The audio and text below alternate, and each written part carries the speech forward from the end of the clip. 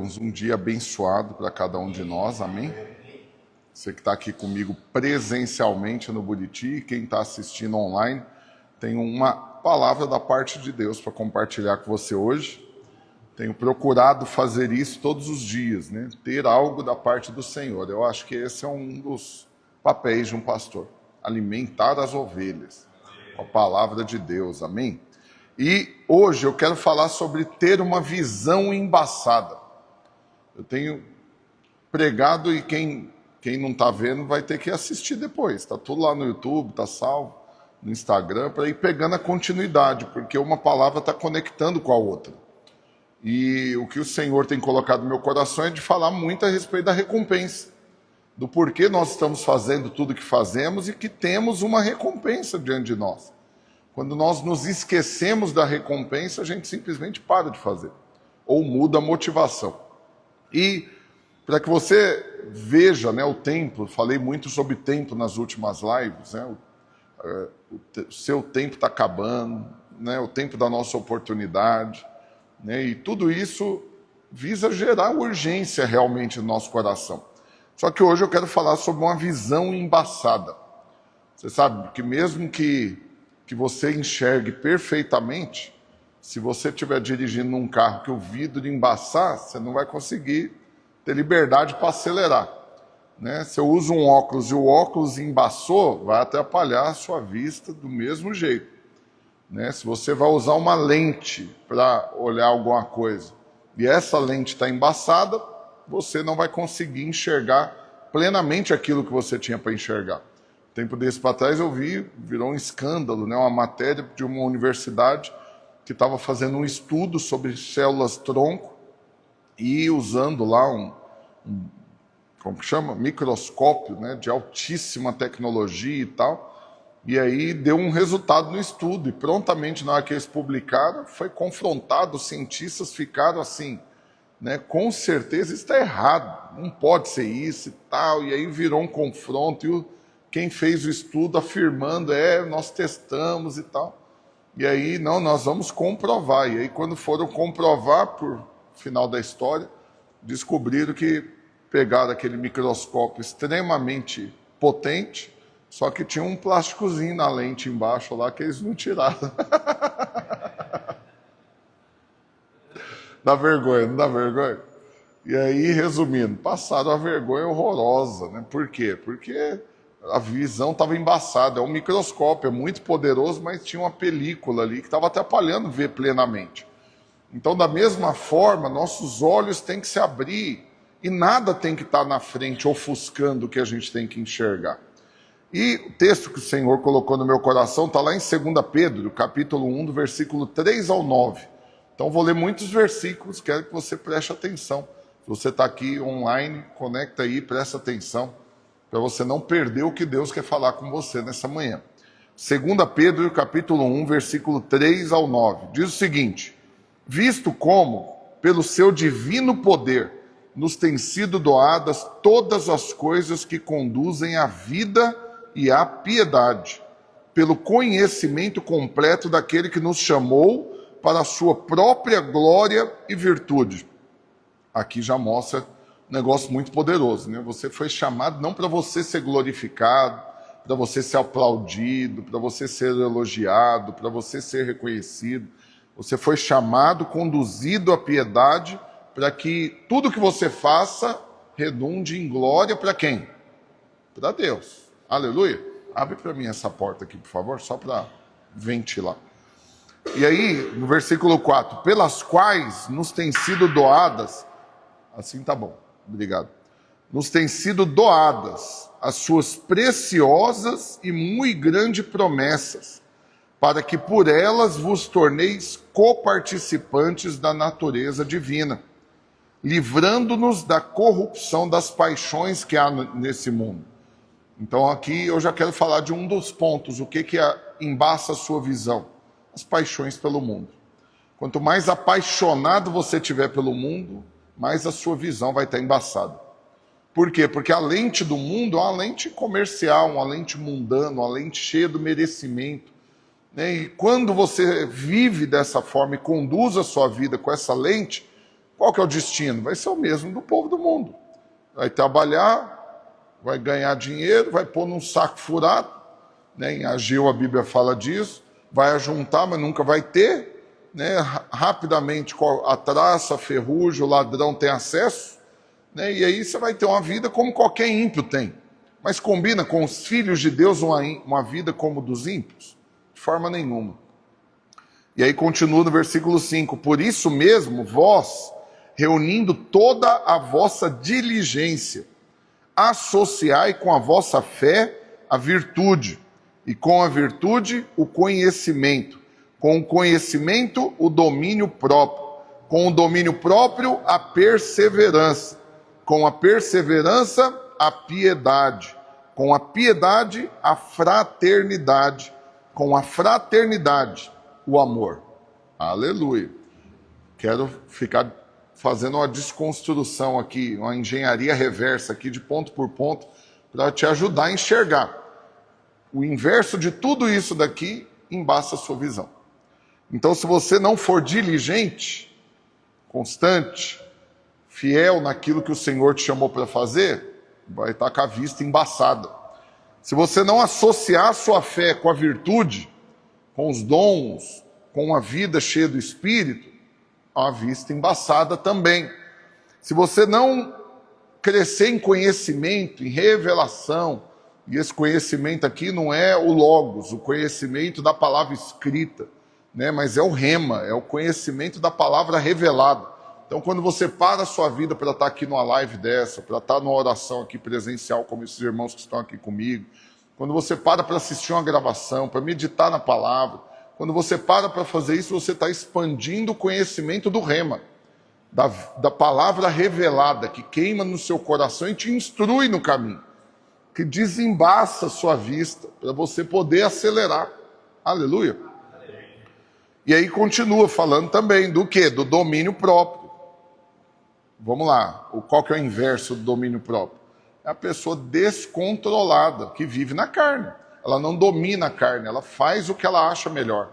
Eu sempre falo disso, eu faço questão de reforçar, porque para mim é um dos piores testemunhos que as pessoas podem ter, é justamente uma das coisas que alguns mais se vangloriam. Eu falo o que vem na cabeça. Eu sou assim, eu falo o que eu penso. Né? Eu tenho minha opinião, eu sou alguém de opinião. É assim que eu vivo. Eu sou assim, nasci assim, vou morrer assim, não vou mudar. Quiser me aceitar é desse jeito. Tudo isso é falta de domínio próprio. Tudo isso é carne, irmão. Carne. É falta de viver uma vida cheia do Espírito. Mas não é só isso. Essa questão também do merecimento. Porque dominar a carne é você não viver por ela. O domínio próprio leva você, quando você está vivendo tudo isso daqui, com a visão plenamente liberada, leva você a viver uma vida espiritual. E uma vida espiritual anula o merecimento, anula a justiça própria. E aí continua, junto com o domínio próprio, a perseverança. É dureza. O que tem de gente chutando balde não está escrito. Qualquer coisa quer desistir. São mestres em obras inacabadas. Né? Começa um livro, larga pela metade. Começa um curso, abandona. Começa a liderar, qualquer coisa é motivo para largar de liderar. Lembro de um dia que uma pessoa virou e ela falou isso. Falou, olha, eu abri minha casa, mas eu não quero mais não a célula lá. Aí, assim, é compreensível. Ninguém é obrigado a continuar com a célula em casa a vida toda. Mas essa daqui tinha uma reunião só. Só fez uma célula. Eu falei, não, mas só uma. Ah, mas deixaram bagunça demais. Vamos ajustar, vamos conversar com os irmãos, o irmão vai te ajudar. Mas só um. Não quero mais. Aí eu falei, ok, não vou insistir. Tinha outro irmão, mandamos para casa do outro. Passou 2 semanas, a mesma irmã, não, agora eu quero de novo. Eu falei, não é assim, não é bagunçado desse jeito. Então, assim, a perseverança é você entender que vai ter dia que é mais fácil. Né? Vai ter dia que a gente vem orar aqui, está lotado. Tem dia que não vem, como diz o outro. Nem quem era obrigado a vir. E aí, resumindo, aí fica difícil. O ambiente não é o mesmo. Né? Tem dia que você faz a célula, vai todo mundo e vem um monte de visitante. Tem dia que o povo não vai e nem te avisa que não vai. Aí desanima. Né? Tem dia que a empresa fatura mais, tem dia que fatura menos. Tem dia que que você está mais empolgado, tem dia que você está desanimado. Mas o que é a perseverança? É você fazer o que tem que ser feito indiferente do contexto. Simplesmente você faz, você continua, você persevera, você não desiste, você não chuta balde, você não abandona, você não enche a boca de justificativo. Tem dia que é difícil mesmo, tem dia que você comeu um trem, passou mal, tem dia que te trataram de um jeito que você não gosta, você magoou.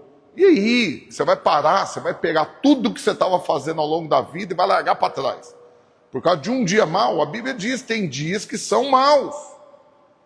E aí, o que você vai fazer? É nesse dia que você vai andar ainda mais no Espírito, que você vai orar por quem te persegue, que você vai compadecer de quem te tratou mal, você vai falar, tadinho dele, o Senhor vai dar graça para ele, ele vai enxergar que esse não é o jeito certo de tratar as pessoas. Mas você não vai cogitar chutar tudo para cima por causa disso. Entendeu? Ter uma equipe poderosa, jogar num time, né, abençoado, usando o futebol como alegoria, né, jogar num time que está cheio de craques, né, os galácticos, isso daí é maravilhoso, claro. Mas tem hora que um galáctico vai para outro time, o outro vai para outro, aí você meio que vai ficando sozinho ali, e os que vai entrando ali é categoria de base, erra coisas básicas, fundamentos. E aí o que você faz? Vou aposentar, não vou jogar futebol. Não, você tem que perseverar, é assim, a vida é assim. Entendeu? E aí continua falando que junto com a perseverança há piedade, a piedade. Paulo, ele nos exorta, aqui é Pedro falando, mas Paulo, ele nos exorta muito também a uma vida piedosa. Uma vida piedosa. O que é uma vida piedosa? É uma vida que você tem clareza, o que eu não posso deixar de fazer, que vai me levar a me parecer cada vez mais com Jesus. Então eu tenho que meditar na palavra, eu tenho que orar, eu tenho que louvar, eu tenho que servir, eu tenho que ajudar o próximo, eu tenho que orar por cura, eu tenho que pregar o evangelho, eu tenho que ser usado por Deus para curar os enfermos, libertar os cativos, batizar, eu tenho que levar pessoas para o encontro, eu tenho que consolidar, eu tenho que liderar, eu tenho que estudar. Tudo isso vai ampliar essa vida piedosa, cheia do Espírito, quebrantada. Eu sei que muita gente olha o piedoso como alguém caridoso, que vai lá e faz boas ações. A Bíblia não está falando disso. A Bíblia está falando de uma vida espiritual. Uma vida espiritual, uma vida que não é carnal, simples assim. Então amplie a piedade, que você vai ver cada vez mais a natureza de Cristo se manifestando na sua vida. Mas, mais uma vez, alguns irmãos se orgulham da carne. Se orgulha, fala com prazer. Eu sou assim. Pedra 90 só enfrenta quem aguenta. É dureza. E aí, com a piedade, a fraternidade. Fraternidade. Você sabe, essa é uma palavra que nós não usamos muito, né? É usado hoje muito num contexto de universidade. Né? Tem uma fraternidade, tem um grupo de pessoas, uma confraria. Tem um grupo de pessoas que se ama, que ajuda uns aos outros, que estuda junto, que apoia, que indica cliente, que cuida uns dos outros, que sabe que um está passando dificuldade, mobiliza para ajudar. Essa é a fraternidade de uma vida em sociedade saudável, mas não como uma sociedade utópica, maravilhosa, né, baseada em algum modelo social, nada disso. É literalmente a família da fé reunida, com amor fraternal, cuidando uns dos outros, com a preocupação com cada indivíduo. Será que está bem mesmo?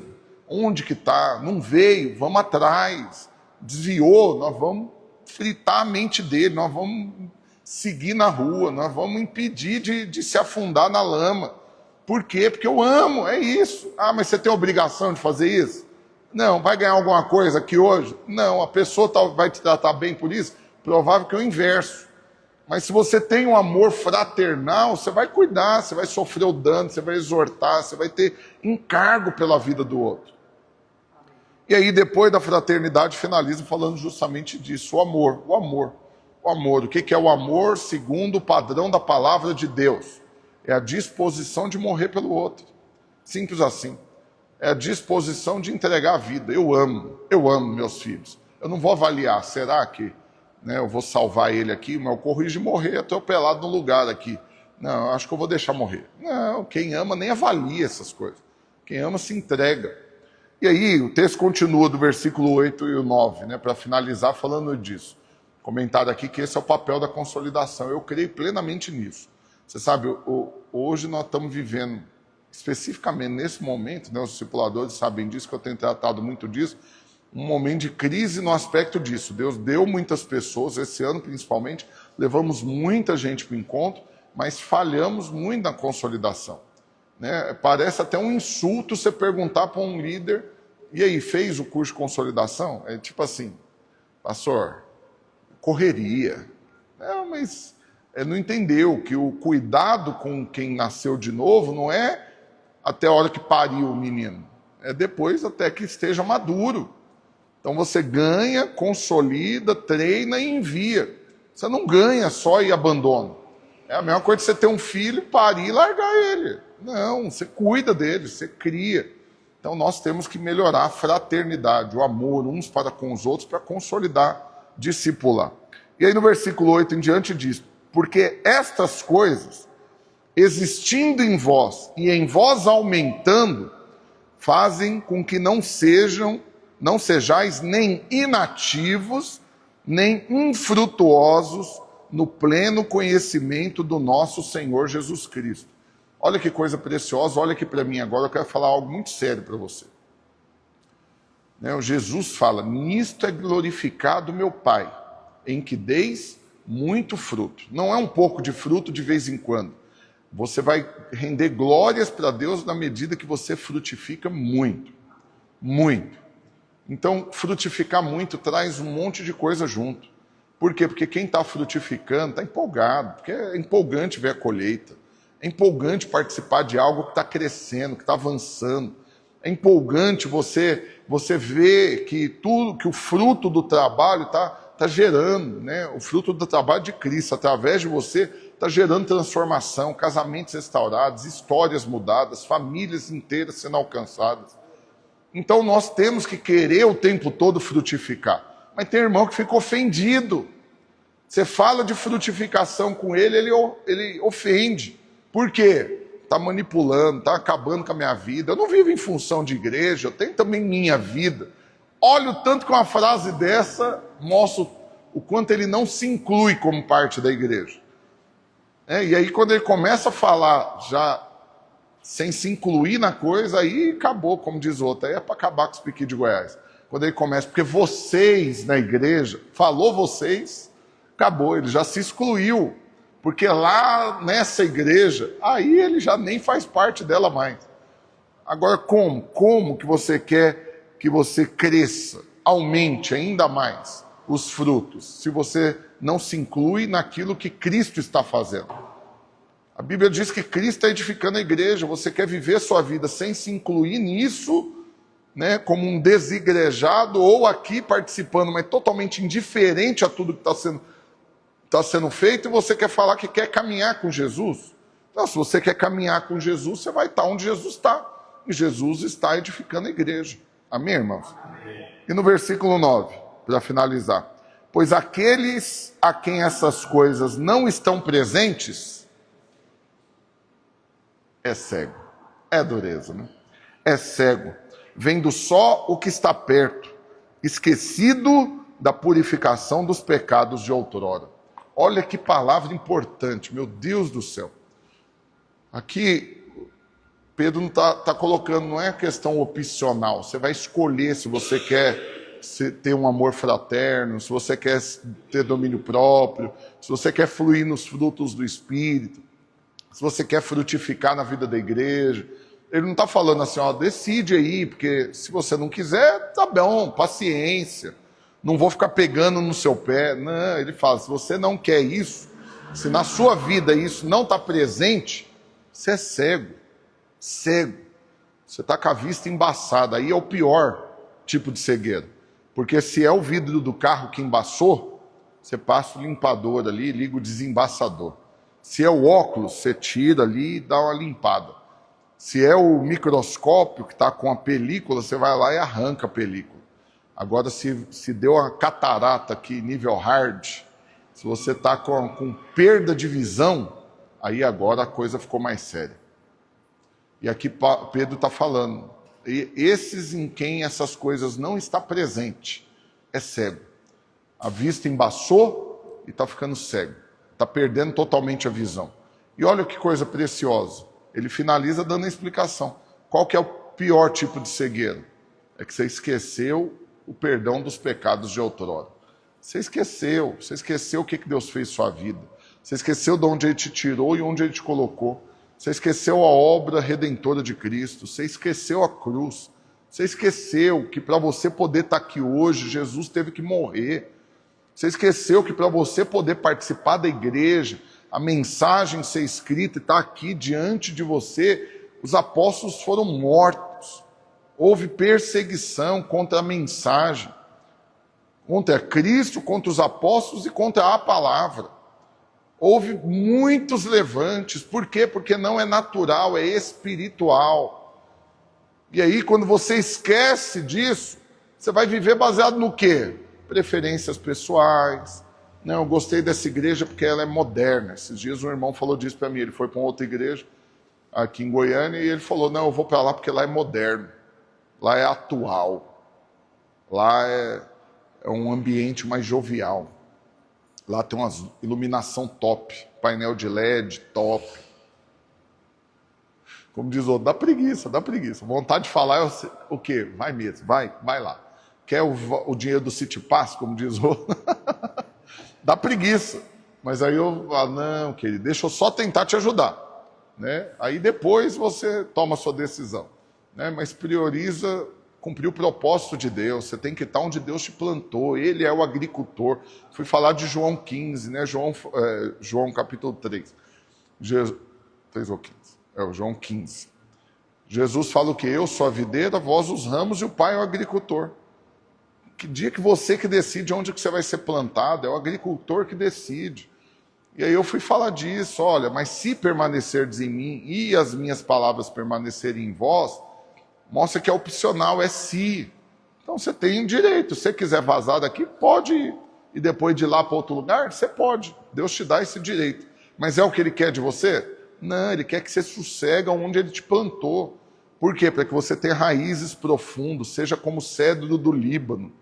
E deu para ver que eu estava falando aramaico com ele, assim, outro idioma. Aí ele, cedro do Líbano, o que é esse negócio? Nunca prestou atenção numa palavra falando disso. Ele falou assim, não, mas o agricultor, ele é o agricultor, ele me planta, mas ele me ama. Ele sabe que eu quero estar num lugar que eu gosto. Você não entendeu nada, Jesus poderoso. Fala, claro, ele vai pegar o ramo, ele vai falar, e aí, ficou bom nessa posição? Não, você quer que eu coloque você mais para cá? Falei, claro, é uma democracia, você tem que votar, é claro. Falei, esse negócio dele ser um rei, dele governar a sua vida, isso daí é só alegoria, no fato é uma democracia. Deus é o presidente e você vota, né? E você dá a sua opinião. Oh, Senhor, não entendeu nada, tadinho. E foi. Né? E por fim, o último argumento que eu usei com ele é a palavra. Avalie o que é ensinado. Né? Um lugar, de repente, tem lá, né, um artifício visual poderoso, que é bênção, não tem nada de errado nisso. Estou doido para ter também aqui um painel de LED. Né? Eu creio que é uma bênção, um brinquedo para a gente desfrutar. Né? Melhor para um monte de coisa. Mas o fato é que, o que importa? Por quê? Vou falar um negócio duro agora. Porque painel de LED por painel de LED, tem uns que transmitem a mensagem, tem outros que transmitem filme, tem outros que transmitem pornografia. E aí? É um painel de LED. Então você não tem que importar com a tecnologia, com a iluminação. Né? Iluminação por iluminação, tem lugar que tem luz colorida que não é bem se você entrar lá. Aí ele não ouviu nada. Fez o que quis, como diz outro. Ignorou solenemente. Né? E aí, por fim, eu estou te falando aqui hoje. Né? Não seja cego. Não esqueça que para você estar aqui, olha o caminho que Deus te conduziu. Olha por onde você estava andando. Olha como Deus moveu na sua vida. Ele plantou você onde você está. Ele quer que você frutifique nesse lugar, na sua igreja, na sua família, no seu trabalho, porque tudo faz parte do treinamento para reinar com Cristo. Deus tem um plano, Deus tem um propósito, Deus une pessoas para cumprir propósito, tudo isso. E esquecer disso tudo é você se encher de si mesmo. Eu vou governar minha vida, eu vou tomar as decisões, e você está esquecendo o tanto que você já foi perdoado. O que custou você poder estar aqui? Então hoje eu quero orar por você. Em nome de Jesus, você que está aqui comigo, você que está assistindo, quero que você pare o seu carro se você está dirigindo aí no local seguro. Vamos orar? Fique em pé aqui, quem está aqui comigo. Deixa eu orar por mim também, orar por vocês, orar pela nossa família, para que ninguém perca a visão, para que ninguém fique cego. Cego. Você sabe, essa é uma das alegorias que as pessoas usam quando elas estão na carne. Ela fala o quê? Fiquei cego. Quando eu vi, eu já tinha falado. Fiquei cego. Quando eu vi, eu fui lá e fiz. Escureceu tudo. Fui lá e falei. Então, tudo isso é carne. Não combina com filhos de Deus. Né? Jesus ficou irado. Jesus virou a mesa dos cambistas, mas ele não estava cego ao fazer isso. Tudo isso foi intencional, respaldado na palavra, consciente. Ele não chamou ninguém de raça de víbora porque ele apelou. Não, é porque ele queria ensinar, ele queria tratar, confrontar o ensino que eles estavam trazendo, a motivação do coração. Então não use Jesus como pretexto para você falar, não, eu sou igual a Jesus. Na hora que vacilou, eu já chamo de cobra logo. Não é assim. Não é assim. Então para aí onde você está, vamos orar agora, feche seus olhos, presta atenção na minha oração, vai concordando com ela, falando amém. Pai, no nome do Senhor Jesus, eu coloco cada um de nós na presença do Senhor. A minha vida, a vida desses irmãos que aqui estão, quem está assistindo pela internet. Pai, eu declaro, Deus, que toda cegueira, toda falta de visão, tudo que está embaçando as nossas vistas, que seja removido de diante dos nossos olhos. Pai, livra-nos disso, livra-nos, Senhor, de tudo isso que tem roubado, ó Deus, a visão, que tira a nossa liberdade para acelerar, que faz com que venhamos nos perder. Porque aquele que perdeu a visão, ele perde também o rumo, o caminho, o propósito. Pai, então alinha a nossa visão, alinha o nosso coração, converte o coração uns aos outros, traz a consciência com a clareza do propósito do Senhor, aonde o Senhor nos plantou, aonde o Senhor nos colocou, a obra que o Senhor está fazendo. Pai, para que sejamos maduros, para que cresçamos dia após dia na revelação, na maturidade, na constância, ó Deus, na piedade, ó Deus, em todos esses frutos do Espírito e atitudes práticas de homens e mulheres de Deus, cheios do Espírito, governados pelo Senhor. Pai, eu repreendo nessa hora todo ataque do diabo para tirar a visão, tudo aquilo que rouba a nossa visão, tudo que embaça a nossa vista, que caia por terra agora em nome de Jesus. Eu declaro que toda mágoa, todo ressentimento, toda preguiça, toda familiaridade, toda naturalidade, toda indiferença, tudo isso que tem roubado o encargo, roubado a intensidade, a admiração, a fome pela presença, pela palavra, ó Deus, a clareza do propósito, que tudo isso caia por terra hoje, em nome de Jesus, para que sejamos liberados para ter uma visão de águia, para enxergar ainda mais longe, para enxergar não só o que está acontecendo hoje, mas conseguir ver o que está por vir, mas principalmente olhando firmemente para o autor e consumador da nossa fé. Assim, ó Deus, a nossa vista é totalmente liberada, mantendo os nossos olhos fixos em Cristo. Nós não dependemos de homens, não dependemos de reconhecimentos humanos, nem de que pessoas façam ou deixem de fazer algo. Pai, nós olhamos exclusivamente para Jesus e não nos esquecemos do que foi feito na cruz. Em nome de Jesus, amém e amém. Aleluia! Dá uma salva de palmas para o Senhor. Aleluia! Aleluia! Quero te fazer um pedido, você que está aqui pessoalmente, você que está online aqui. Eu creio que tem mais gente com a vista embaçada aí, tateando, né, perdendo a vista, meio cego por aí. Compartilha esse vídeo com mais gente, passa na sua reunião de discipulado, passa para o povo da sua célula assistir. Né? Por quê? Porque precisamos ter os olhos abertos, liberados, para enxergar plenamente o que está diante de nós.